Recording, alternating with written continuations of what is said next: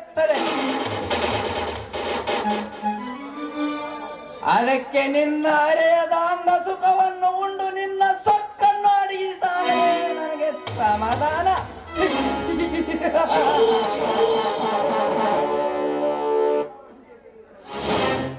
ಈ ಊರ ಗುಡಿಯ ತೆರೆಯೋದ್ರೊಳಗಾಗಿ ಅವಳನ್ನು ಇಡಿಸಿದ್ದರಲ್ಲ, ನಾವೀ ಊರ ಒಡೆಯ ರುದ್ರ ಗೌಡನಲ್ಲ.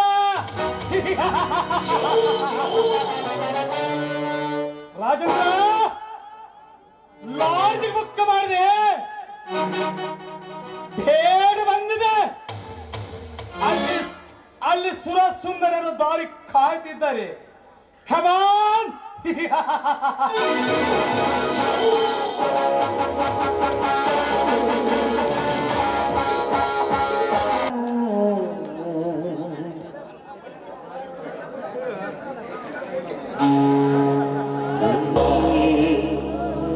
ಇದೇ ನೋಡು ತುಂಗ, ನನ್ನ ಹೊರಕು ಚಪ್ಪರದ ಮನೆ.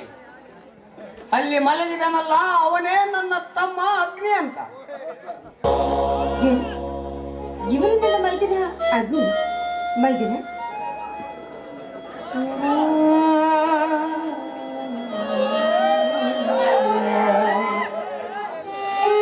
ಅಣ್ಣ, ಇವರು ಯಾರಾಗಿರ್ಬೋದು?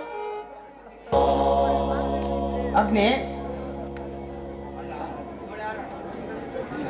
ಅಣ್ಣ, ಇವಳು ಯಾರಾಗಿರ್ಬೋದು? ಇವಳು ನಿನ್ನ ಅತ್ತಿಗೆಯಪ್ಪ.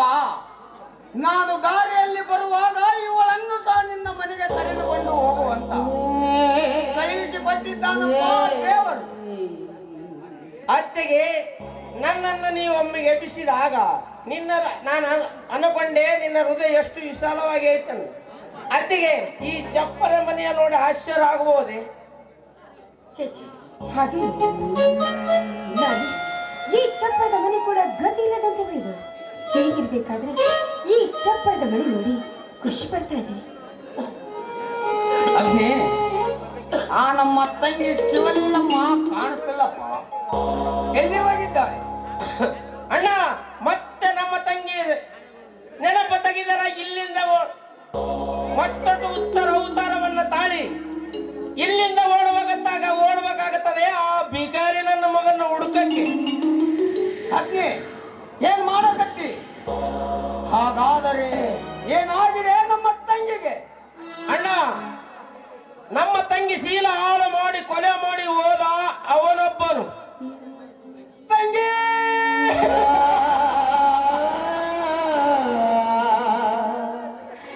ನಿನ್ನ ಜೊತೆ ಪ್ರೀತಿಯಿಂದ ಮಾತನಾಡಿ ನಿನ್ನ ತಲೆಗೆ ಮುಡಿಸಬೇಕೆ?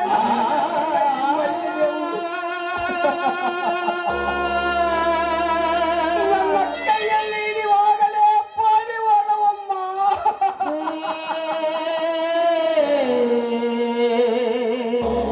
ಅಂದಾಗಲೇ ನಮ್ಮ ಮನಸ್ಸಿನಲ್ಲಿ ಮಾಡಿಕೊಂಡೆ ನನ್ನ ತಂಗಿಗೆ ಏನೋ ಆಗಿರಬೇಕೆಂದು.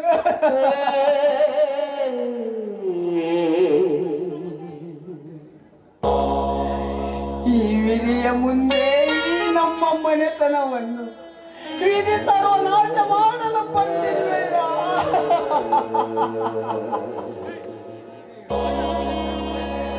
ಅಗ್ನಿ, ಅವನ್ಯಾವ ನಾಲಾಯಕ ನನ್ನ ಮಗ ಹೇಳಪ್ಪ ಈ ನಿನ್ನ ಅಣ್ಣನಿಗೆ? ಅವನು ಆಕಾಶದ ತಲೆಗೆ ಹಾರಿ ಕುಳಿತಿರಲಿ. ಅವನ ಪತ್ತೆ ಹಚ್ಚಿ ಅವನ ಹತ್ತಿರ ಹೋಗಿ ಈ ಮಲ್ಲಿಗೆ ಹೂವನ ಜನಮನದ ಹರಿದು ಹಾಕಿದರೆ ಅವನ ಶಿರವನ್ನೇ ಇಂಚಿಂಚಾಗಿ ಕತ್ತರಿಸಿ ಹಾಕಿ ಬಿಡುತ್ತೇನೆ. ಯಾರಪ್ಪ ಒಳಗಿರುವ ಕೊಡ್ಲಿಯನ್ನು? ಅಣ್ಣ, ಆ ಕೊಡ್ಲಿಯನ್ನು ಮಸದಿಟ್ಟು ಇಲ್ಲಿಗೆ 3 ತಿಂಗಳಾಗಿತ್ತಣ್ಣ, 3 ತಿಂಗಳಾಗಿತ್ತು. ಆ ಬ್ಯಾಟಿಯನ್ನು ಉಳಿಸೋದು ನೀ ಬೇಕಾಗಿಲ್ಲ, ನಿಮ್ಮ ತಮ್ಮ ಅಗ್ನಿದ್ದನಲ್ಲ.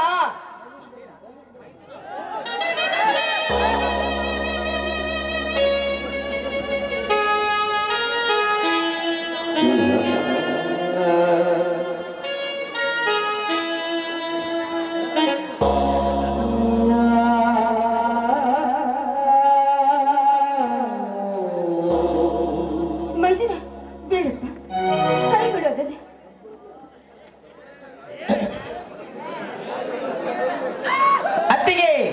ಈ ಮಾತು ಹೇಳುತ್ತಿರೋಳು ಬರೀ ಅತ್ತಿಗೆಲ್ಲ ನನ್ನ ಎತ್ತ ತಾಯಿ ಸಮಾನ. ಈಗ ನೋಡಮ್ಮ ನಿನ್ನ ಮಗನ ಪುಂಡಾಟಿಕೆಯನ್ನು ಮೈದಿನಿ, ಬೇಡಪ್ಪ, ನಿನ್ನ ಕೈ ಮುಗಿದು ಬೇಡ್ಕೊಳ್ತೀನಿ, ಬಿಟ್ಬಿಡು ಅದನ್ನ.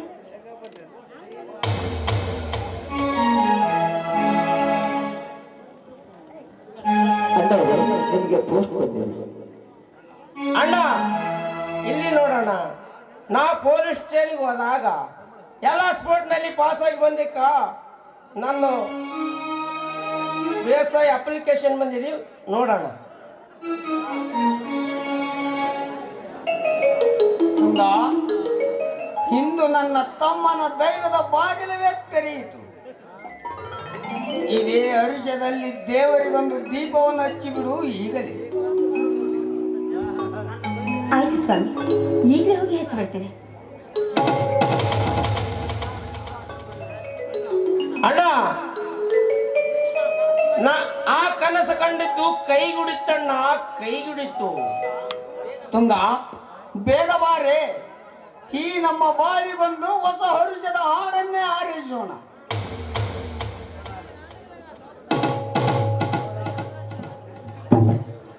ಸ್ವಾಮಿ, ಈ ನಮ್ಮ ಮನೆತನ ಸದಾ ಬೆಳಕಿರ್ಲಿ ಅಂತ ಆ ದೇವರಿಗೆ ದೀಪವನ್ನು ಹಚ್ಚಿ ಬಂದೆ.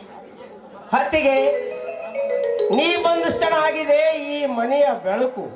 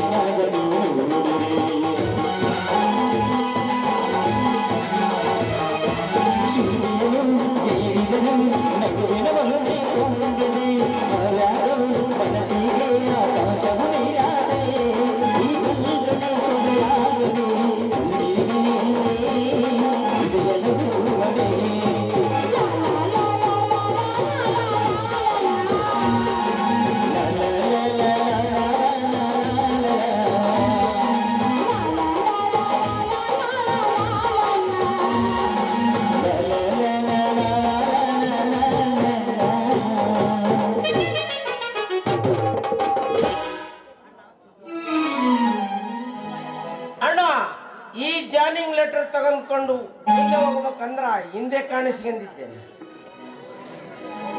ಹೋಗಲಿಕ್ಕೆ ಕೈಯಲ್ಲಿ ಬಿಡಿಗಾಸು ಇಲ್ಲ ಅಂತ ವಿಚಾರ ಮಾಡುತ್ತಿರುವೆ ಏನಪ್ಪ? ಹುಚ್ಚಪ್ಪ, ನೀ ಏನು ಇದರ ಬಗ್ಗೆ ತಲೆ ಕೆಡಿಸಿಕೊಳ್ಳಬೇಡ. ಈ ಊರಿನಲ್ಲಿ ಅಗರ್ಭ ಶ್ರೀಮಂತರು ರುದ್ರೇಗೌಡರು ಇದ್ದಾರೆ. ಅವರ ಹತ್ತಿರ ನಾ ಈಗಲೇ ಹೋಗಿ ಹಣ ತೆಗೆದುಕೊಂಡು ಬರುತ್ತೇನೆ. ಆಮೇಲೆ ಅದನ್ನು ನಾನು ದುಡಿದು ತೀರಿಸುತ್ತೇನೆ. ಅಣ್ಣ, ಅಲ್ಲಿ ನೋಡು, ಅವರೇ ಬಂದೇ ಬಿಟ್ರು.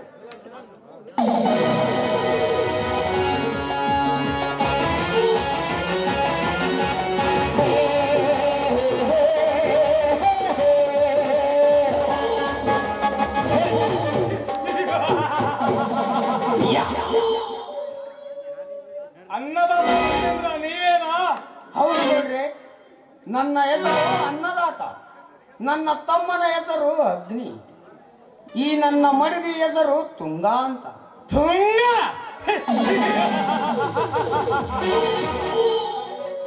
ನಿನ್ನ ಬಾಳ್ವೆಗೆ ದರದ ಕೊಟ್ಟಿಲಿ ಸಗಣಿ ಬತ್ತಿರುವ ನೀನು ನನಗೊಂದು ಅರಮನೆ ಕಟ್ಟಿಸಿಕೊಡದೆ ಅರಮನೆ ಕಟ್ಟಿಸಿಕೊಟ್ಟದ್ದೆ.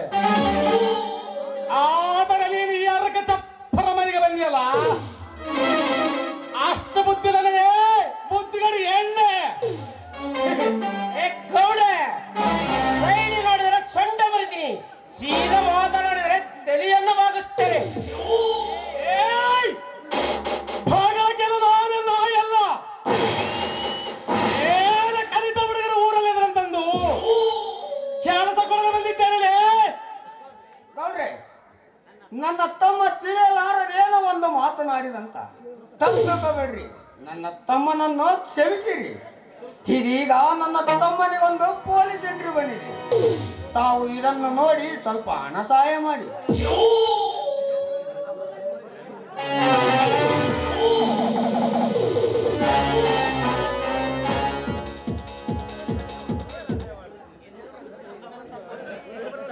ಏನು ನಿನ್ನ ತಮ್ಮನಿಗೆ ಪೊಲೀಸ್ ಎಂಟ್ರಿನಾ? ಇವನಿಗೇನಾದರೆ ಪೊಲೀಸ್ ನೌಕರಿ ಬಂದ ಮುಂದೆ ಹೋದನೆಂದರೆ ನನ್ನ ಪಾಲವನ್ನೆಲ್ಲ ಆಡಿಸುತ್ತಾನೆ, ನನ್ನ ದಬ್ಬಾಳಿಕೆ ನಿಲ್ಲಿಸುತ್ತಾನೆ. ಇದಕ್ಕೆ ತಕ್ಕ ದಾರಿ.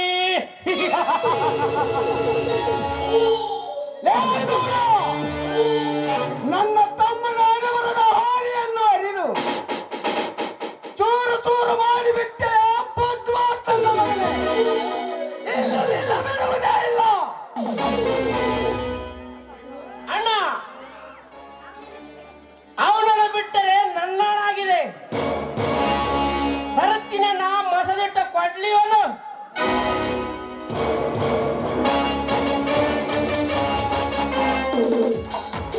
ಬೇಡ ವೈದ್ಯ, ಬಿಟ್ಬಿಡು ಅದನ್ನ. ಬೇಡಪ್ಪ. ಅತ್ತಿಗೆ ಯಾಕಮ್ಮ ನನ್ನ ಯಾಕೆ ತಡಿ ಹಿಡಿತೀರಿ? ದಯವಿಟ್ಟು ನಿನ್ನ ಕೈ ಮುಗಿದು ಬೇಡ್ಕೊಟ್ಟಿದ್ದೀನಿ, ಬಿಟ್ಬಿಡು ಅದನ್ನ. ಇವಳು ನಿನ್ನ ತಾಯಿ ರೇಣುಕೈಯಲ್ಲಮ್ಮನಂತ ಬಂದು ನಿನ್ನ ಹಣೆಬರದ ಹಾಗೆಯನ್ನೇ ಮತ್ತಷ್ಟು ಹಿಂದಕ್ಕೆ ಬರೆದಿದ್ದಾಳೆ. ಈಗ ಇವಳನ್ನೇ ನಿನ್ನ ತಾಯಿ ರೇಣುಕ ದೇವಿ ಎಂದು ತಿಳಿದುಕೋ. ನನ್ನನ್ನು ನಿನ್ನ ತಂದೆ ಚಮಲಗ್ನಿ ಎಂದು ತಿಳಿದುಕೋ. ಇವನನ್ನು ಗಂಡುಗಲಿ ಪುಂಡ ಪರಶುರಾಮನೆಂದು ತಿಳಿದುಕೋ. ಈಗ ಈ ತಂದೆ ಹೇಳೋ ಮಾತನ್ನು ಕೇಳಿ ಸುಮ್ಮನೆ ಮನೆಗೆ ಹೋಗು. ಸತ್ತು ಹಲ್ಲಗೆ ಗದಿಲದ ತಿರುಗಾಡುವ ಬೀಕಾರಿ ನನ್ನ ಮಕ್ಕಳ ಈ ಗೌಡನ ಎದೆ ಬೆಳಗಿದ ಕೊಟ್ಟಿ ಎತ್ತದೆ ನಿಮಗವಂತ. ಲೇ ಗೌಡ, ಹೆಚ್ಚಿಗೆ ಮರು ಮಾತನಾಡಬೇಡ. ಈಗೇನಾದ್ರೂ ನಾನು ನನ್ನ ಮೈದನಿಗೆ ಹೇಳಿದ್ದೆ ಆದ್ರೆ ಈ ನಿನ್ನ ಸಾವು ಮುಂದಿನ ಮರೆಯವರೆಗೂ ತಿಳಿದಂತೆ ಇದೇ ವರ್ಷದಲ್ಲಿ ನಿನ್ನ ಹೆಣವನ್ನ ಮುಚ್ಚಾಕ್ತಾರೆ ಜೋಗಿ. ಲೇ ಮಂಗಲನ ಮಗನೇ, ನನ್ನ ಮಗನೇ, ನಾವೀ ಮನೆಗೆ ಬರ್ಬೇಕಾದ್ರೆ ಸುಮ್ಮನೆ ಬಂದಿಲ್ಲಲೇ. ನಿಮ್ಮಪ್ಪ 2 ಎಕರೆ ಆಸ್ತಿಯನ್ನು ಸಹಿ ಹಾಕಿದ್ದಾನೆ. ಆ 2 ಎಕರೆ ಆಸ್ತಿಯಲ್ಲಿ ನಿಂತ್ಕೊಂಡ್ರೆ ಅಲ್ಲ ಮುಚ್ಚಿ ಸಾಕುತ್ತೇನೆ. ಸುಳ್ಳು ಇದು ಸುಳ್ಳು. ನಮ್ಮ ತಂದೆಯನ್ನು ಎದುರಿಸಿ ನಮ್ಮ ಆಸ್ತಿಗೆ ಸಹಿ ಹಾಕಿಕೊಂಡು ನಮ್ಮ ತಂದಿನ ಅಲ್ಲಿಯೇ ಕೊಲೆ ಮಾಡಿಸಿರಬಹುದು. ಅಣ್ಣ, ಕೊಲೆ ಮಾಡಿದ ಕೊಲೆಗಾರ ಕಂಡ ಬಂದ ಮೇಲೆ ಇವನನ್ನು ಬಿಡಬಾರದು, ಈಗಲೇ ಕಲಿಬೇಕಣ್ಣ. ಬೇಡಪ್ಪ, ನೋಡು, ಇದೀಗ ತಾನೇ ಮನೆ ಒಳಗೆ ಹೋಗಿ ಹಚ್ಚಿ ಬಂದಂತ ದೀಪ ಅದು ಒಂದೇ ಸಮನೆ ಉರಿ ಆಗ್ತಿದೆ. ಅದಕ್ಕಾಗಿ ಈ ಸಮಯ ಸರಿ ಇಲ್ಲ. ಇದೊಮ್ಮೆ ತಾಳ್ಮೆ ತಂದುಕೊಂಡು ಈ ನಿನ್ನ ರೋಷವನ್ನ ಸಮಾಧಾನ ಕೊಡು.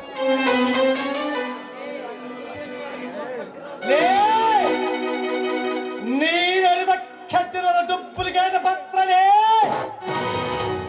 ವರ್ತನ ಪತ್ರದ ಗುಟ್ಟವಾದ ಜಾಗದಲ್ಲಿ ನನ್ನ ಮನೆಯಲ್ಲಿ ಇಟ್ಟು ಬಂದಿದ್ದೇನೆ. ನೀವು 5 ನಿಮಿಷ ಅಲ್ಲಿ ಇದ್ದಿದ್ದರೆ ನಿಮ್ಮನ್ನು ಎಲ್ಲರೂ ಅಲ್ಲೇ ಮುಚ್ಚಿ ಸಾಕುತ್ತಿದ್ದೇನೆ. ತುಂಗ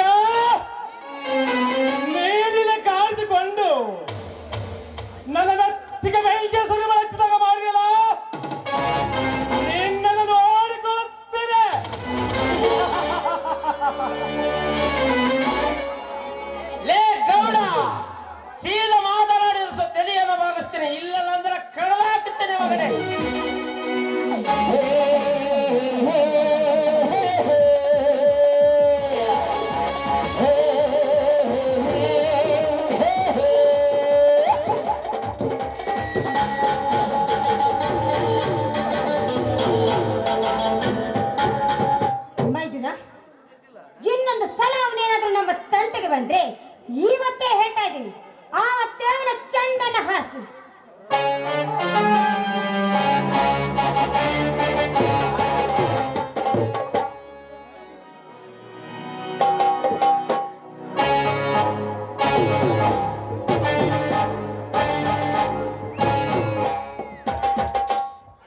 ಅಣ್ಣ, ಇಲ್ಲಿ ನೋಡೋಣ. ನಿಮ್ಮ ತಮ್ಮನ ದೈವದ ಬಾಗಿಲು ಕದ ಮುಚ್ಚಿ ಕತ್ತಲಾಗಿತ್ತಣ್ಣ, ಕತ್ತಲಾಗಿತ್ತು. ಈ ನನ್ನ ಬಾಳು ಜೀವನದ ಗೋಳು. ನಾವೀಗ ಇಂಥವರಿಗೆ ಎದರಿ ಈ ಊರನ್ನ ಬಿಟ್ಟು ಹೋದರೆ ಅದು ಒಂದು ಎಕರೆಯನ್ನು ತನ್ನ ತಾವೇ ಮಾಡಿಕೊಂಡು ಬಿಡುತ್ತಾರೆ. ಅದಕ್ಕೆ ಕೋಟಿ ವಿದ್ಯೆಗಿಂತ ಮೇಟಿ ವಿದ್ಯೆಯನ್ನು ಹಿಡಿಯೋಣ. ಈ ಒಂದು ಎಕರೆಯಲ್ಲಿ ರೈತಾಪಿಯನ್ನು ಮಾಡೋಣ. ಈ ನಮ್ಮ ಮನೆತನವನ್ನು ಈ ಊರಲ್ಲಿ ಬೆರಗಾಗಿ ನೋಡುವಂತೆ ಮಾಡೋಣ. ಒಟ್ಟಿನಿಂದ ಬೆರಗಾಡಿದವರನ್ನು ತುಳಿದು ಹಾಕೋಣ. ಇದೇ ನಿಮ್ಮಣ್ಣನ ಸವಾಲು. ಅಣ್ಣ, ಹಾಗಾದರೆ ಆ ಕಳ್ಳ ಇನ್ಸ್ಪೆಕ್ಟರ್ ಹತ್ರ ಹೋಗಿ ನಾನು ಕಂಪ್ಲೇಂಟ್ ಅನ್ನು ಕೇಳಿಕೊಂಡು ಬರುತ್ತೇನೆ.